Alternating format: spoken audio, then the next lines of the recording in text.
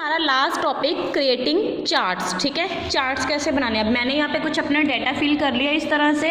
सबसे पहले मैं क्या करूँगी, अपने डेटा को सेंटर अलाइनमेंट दे लूँगी। ठीक है, सारे को सिलेक्ट करके होम टैब पे जाके, ठीक है, यहाँ पे सेंट्रल अलाइनमेंट है, इसको ये फॉर्मेटिंग के अंडर ही आता है कि मैंने इसका कलर चेंज करना है टेक्स्ट का, या इसका मैंने बैकग्राउंड कलर चेंज करना है, या मैंने क्या करना है। ठीक है, मान लो मैंने इसका बैकग्राउंड कलर चेंज करना है, तो मैं क्या करूँगी, यहाँ से करूँगी। ठीक है, फिल बैकग्राउंड और सिलेक्ट। जब हम उसके ऊपर माउस लेके जाएंगे उसकी डिस्क्रिप्शन दे देगा। ठीक है, तो मेरे को येलो कलर करना है, मैंने येलो कलर चूज़ कर लिया। ठीक है, उसके बाद मैंने इन बाकियों का जो टेक्स्ट कलर है वो मैंने चेंज करना है, तो टेक्स्ट वाला ए से होगा। ठीक है, फ़ॉन्ट कलर, ये देखो क्या आ रहा है, फिल कलर, और ये है फ़ॉन्ट कलर। ठीक है, अब यहाँ से मैंने क्या चूज़ किया, मान लो मैंने मरून या ग्रीन, रेड, जो भी मैंने करना है मैंने उसको सिलेक्ट कर लिया। ठीक है, फिर मैंने अपने सारे डेटा को बोल्ड करना है। ये बोल्ड, ये आपका इसका कंसेप्ट नहीं है लेकिन फॉर्मेटिंग का कंसेप्ट है, मैं थोड़ा सा आपको क्लियर कर रही हूँ। ठीक है, बोल्ड,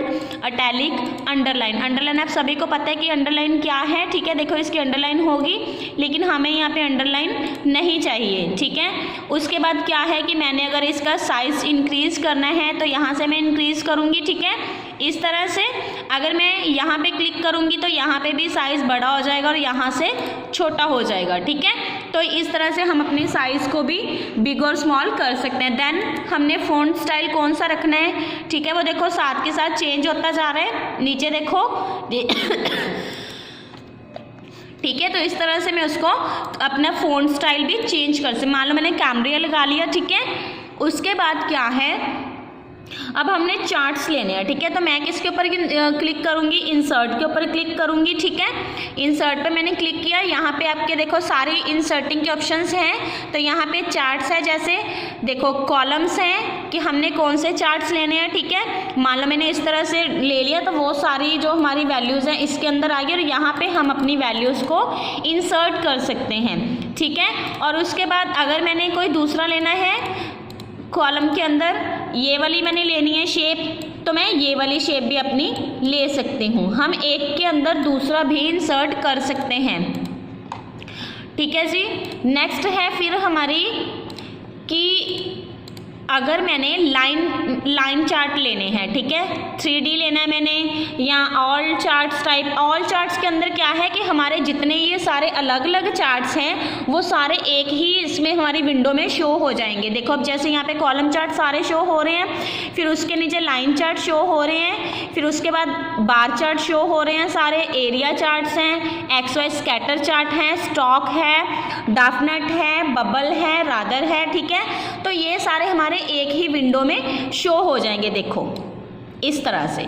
ठीक है, तो अगर मैं एक बार इंसर्ट पे क्लिक करूंगी, मान लो मैंने कॉलम वाले पे क्लिक किया या मैंने यहाँ पे अदर पे क्लिक किया, अदर में क्या यहाँ पे हमारे अलग अलग हैं, जैसे कॉलम, लाइन, पाए, बार, एरिया, स्कैटर, और अदर में क्या आ जाएगा, रादर, बबल, डॉफनेट, सरफेस, स्टॉक, ये सारे आ जाएंगे। ठीक है, इस तरह से हम अपने चार्ट्स को इंसर्ट कर सकते हैं।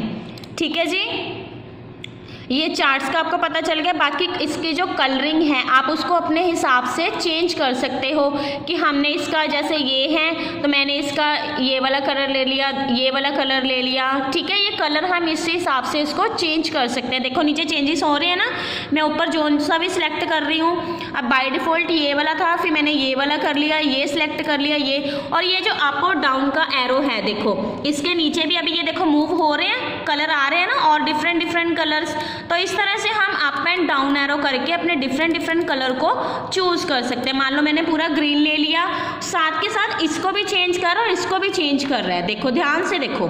ठीक है ना, चेंज हो रहे हैं ना, तो सारी देखो अब जैसे 2000 क्या थी हमारी, डक्स थी, 2001 क्या थी, पैरट, 2002 में क्या था, क्रो था।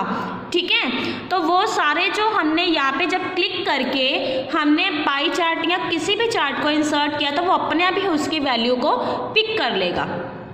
अंडरस्टैंड, ये आपका चार्ट्स वाला कंसेप्ट है, सारा इसी के अंडर है। ये जो आपको एक्सप्लेन किया ये मैंने आपको अभी बता दिया है सारा।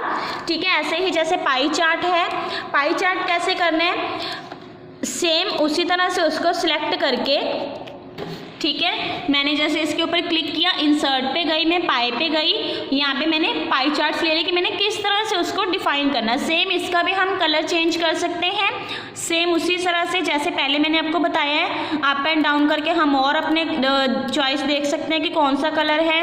फिर उसके बाद यहाँ पे चार्ट्स का भी हम डिफरेंट स्टाइल्स, एक बार जो हमने ले लिया हम उसको बार बार चेंज कर सकते हैं, ठीक है। ये यहाँ से होगा, इस जहाँ पे आपको ये ड्रॉप डाउन बटन नज़र आ गया, अप एंड डाउन वाला ड्रॉप बटन, वहाँ पे उसका मीन है कि आपके पास उसके अंदर और भी चीज़ें अवेलेबल हैं। अब देखो इसका स्टाइल चेंज हो गया, उसने रीज़न 1 2 3 ऊपर दे दिया और इसका स्टाइल ये है। अब अगर ये है इसका, देखो रीज़न 1 2 3 उसके अंदर आ गया, ठीक है। इसका क्या है कि उसके बॉटम में आ गया और उसके अंदर नहीं है। इसमें उसकी परसेंटेज आ गई, उसका हेडिंग आ गया, ठीक है। अगर कोई और स्टाइल लेंगे, देखो इसके राइट साइड पे, तो ये सारी जो चेंजेस हैं ये आप खुद जब इसको प्रैक्टिकल करोगे तो आपको पता चलेगा।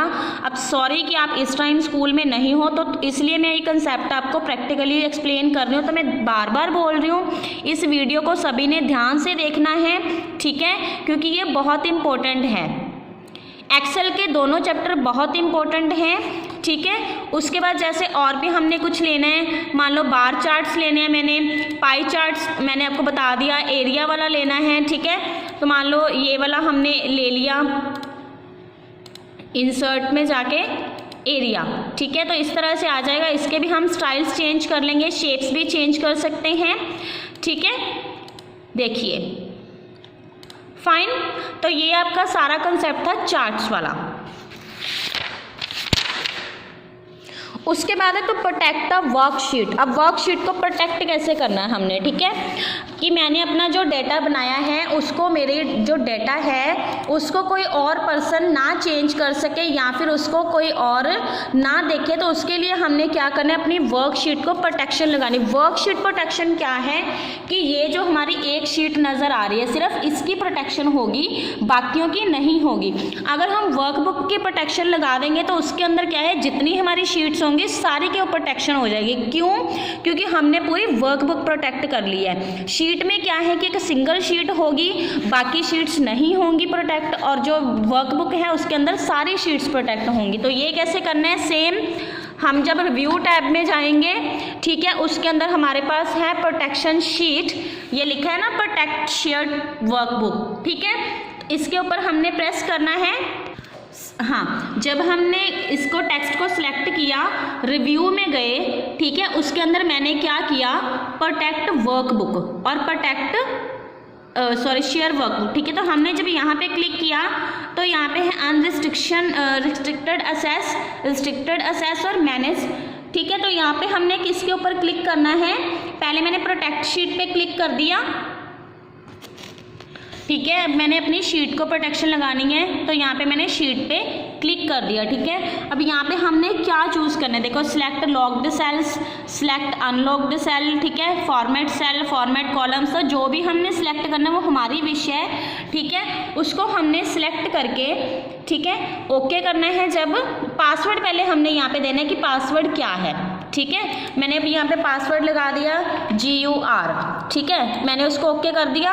अब री एंटर पासवर्ड पूछ रहा है कि उसको प्रोसीड करने के लिए, तो फिर मैंने यहाँ पे क्या कर दिया, GUR। री एंटर का मतलब है कि जो हमने पहले पासवर्ड दिया है उसी को ही दोबारा से देना है, वो कन्फर्मेशन लेता है कि आपने पासवर्ड सही लगाया है, ठीक है, ओके। अब देखो जब मैं शीट 2 पे जाऊँगी तो यहाँ पे अगर हम चेंज करेंगे तो वो क्या है, पासवर्ड मतलब उसने प्रोटेक्ट कर दी शीट की, उसको हम देख तो सकते हैं लेकिन हम उसमें चेंजेस नहीं कर सकते। देखो, टू मॉडिफाई प्रोटेक्शन सेल और chart, first remove protection using the unprotect sheet command, review tab changes group, you may be promoted for a password, ठीक है। वो कह रहे हैं कि अगर हमने इसके अंदर चेंजेस करनी है तो सबसे पहले अपनी जो देखो अभी यहाँ पे अनप्रोटेक्टेड शीट आ गया, ठीक है। जब मैं इसके ऊपर क्लिक करूँगी तो वो हमसे पासवर्ड मांगे। अब मान लो मैं कोई अनऑथोराइज्ड यूज़र हूँ, मेरे को नहीं पता कि मैंने कौन सा पासवर्ड लगाया, ठीक है, मैं और फिल कर रही हूँ पासवर्ड, ओके करो, तो वो बोल रहा है कि ये इनकरेक्ट पासवर्ड है। इस तरह से हम अपने डेटा को सिक्योर करके रख सकते हैं।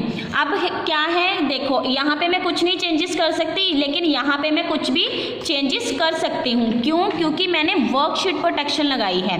लेकिन अगर मैंने अपनी वर्कबुक को प्रोटेक्शन लगा दी है तो उसमें क्या होगा कि मेरी पूरी जितनी भी मेरी यहाँ पे शीट्स हैं वो सारी प्रोटेक्ट हो जाएंगी।